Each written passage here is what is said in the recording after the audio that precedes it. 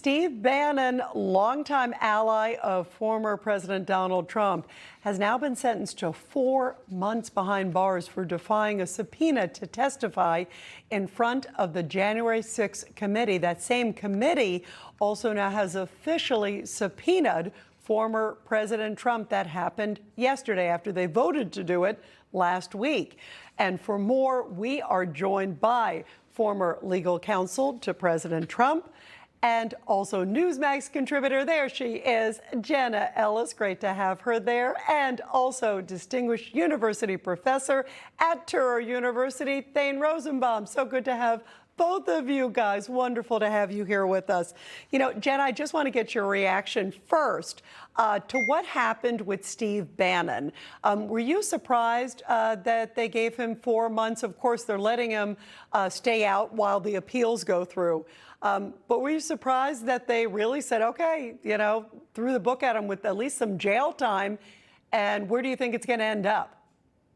Yeah, it's such a political prosecution and a political persecution. And the fact that Steve Bannon got actual jail time from this judge that went along with basically the recommendation of the DOJ, which was 6 months, but that he actually imposed 4 months, I believe is a miscarriage of justice. And I hope that Steve Bannon does win on appeal because, you know, listen, we've had Democrats in just recent American history, like Eric Holder, who was held in contempt of Congress for failing to turn over documents during the Fast and Furious scandal.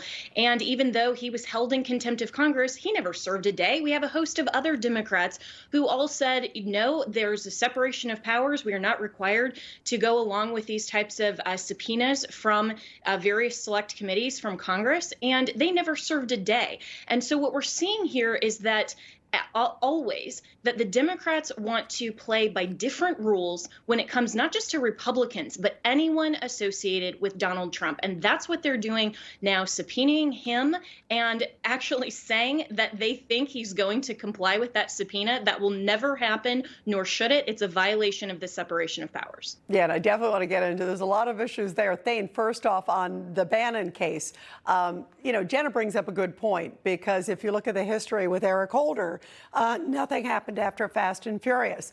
Lois Lerner, that's another case. Is there a double standard of justice? Rita, I got a better one for you. Remember, there were 4 of Trump's associates who worked in the White House at different points who were given subpoenas to testify and produce documents. And they, too, were in contempt of Congress. That one would be Mark Meadow and Scavino. Or is it Navarro, one of them? Scavino, Dan Scavino, yep. Navarro is going to have his trial next month. And they failed to comply with the subpoenas, and there was no criminal indictment brought against them. So why the double standard even within some of Trump's associates, right? This is another reason why Donald Trump won't appear, because 4 of his own associates didn't comply with the subpoena. Why would he? So yes, it's beyond a double standard. The other point is, let's remember, it's been 50 years since anyone served a day in jail for contempt of Congress. It was back to the McCarthy Red Scare era with Hollywood screenwriters. Those are the last people that ever served any time for violating this rule.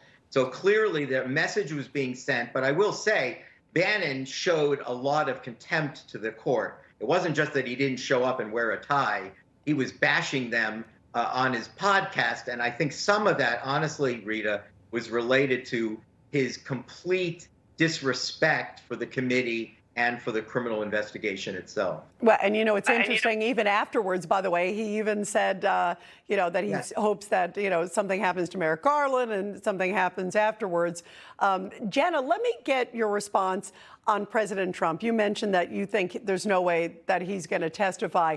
Do you believe this committee, though, is going down the same road? Because some people are saying maybe this is a harbinger, a signal of how they're going to handle President Trump. The other thing I found really interesting, Jen, I was looking at the subpoena that they issued for Trump. It's November 4th for the documents part of it, and then for the actual testimony. Interesting, it's November 14th. It's just a few days after the midterms. How do you interpret that, Jenna? Well, they're trying to affect the outcome of the midterms clearly, because the Democrats have been very persistently clear that there's nothing more that they would like to do than get Donald Trump. And that's all that this is about. That's all it's ever been about. This is just the latest in a series of different scams and hoaxes that they have perpetuated to try to ultimately get Donald Trump. And so, of course, if they could, they would try to hold him in contempt and have the same thing happen as with Steve Bannon, because there's nothing more that they would like to do for any basis, any reason. This is political persecution. And it's so interesting, Rita, that, the left cries that it's such a bad thing when Putin jails his political opponents, and yet they're screaming this is a great thing when they want to persecute and jail their political opponents. And this is something that should never happen in the United States of America. And I hope that the response to this is a reckoning day for not only the January 6th committee and Joe Biden's failed regime, but the entire Democrat perspective and their entire history over the last few years of persecuting their political opponents on November 8th and a red wave, so that the January 6th committee is disbanded when Republicans take back control of the House and this stops. And that thing real quickly, that is what could happen clearly, because if the Republicans do take it on and they get the House and the Senate, or at least even the House, it could potentially be in January. Well, what committee, right? So is it moot? Where do you see it going real quickly, Thane? Rita, the subpoena itself expires at the end of this congressional term, and the committee itself will dissolve if Republicans take back the House. So clearly this was an effort.